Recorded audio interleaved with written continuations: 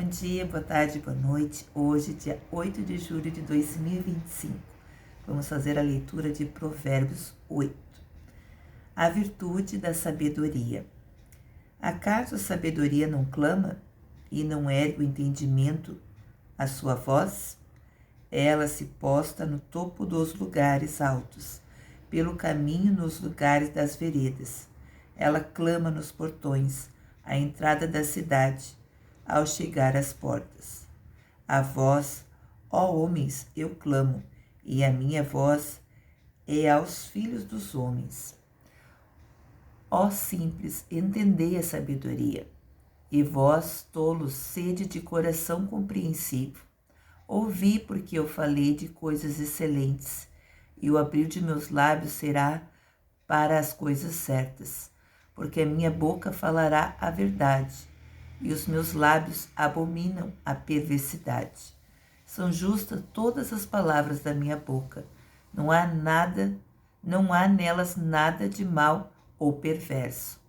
Todas elas são claras para que aquele que entende e certas para aquele que encontra um conhecimento.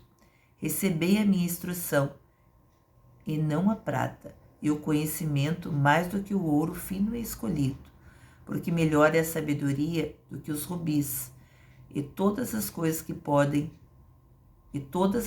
que se podem desejar não se compara a ela.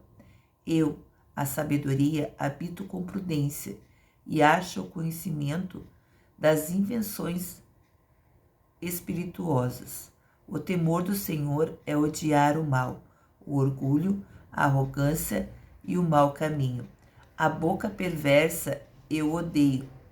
Meu é o conselho, e a perfeita sabedoria eu sou o entendimento. Vou ler de novo. Meu é o conselho, e a perfeita sabedoria. Eu sou o entendimento, eu tenho força. Por mim reinam os reis, e os príncipes decretam a justiça. Por mim príncipes governam, e nobres todos os juízes da terra. Eu amo aqueles que me amam, e os que cedo me buscarem me acharão. Riquezas e honra estão comigo. Sim, riquezas duráveis e a justiça. Meu fruto é melhor do que o ouro. Sim, do que o ouro refinado, e o meu rendimento mais do que a prata escolhida.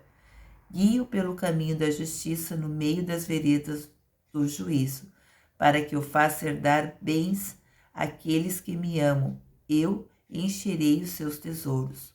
O Senhor me possuiu no princípio do seu caminho, antes de suas obras mais antigas.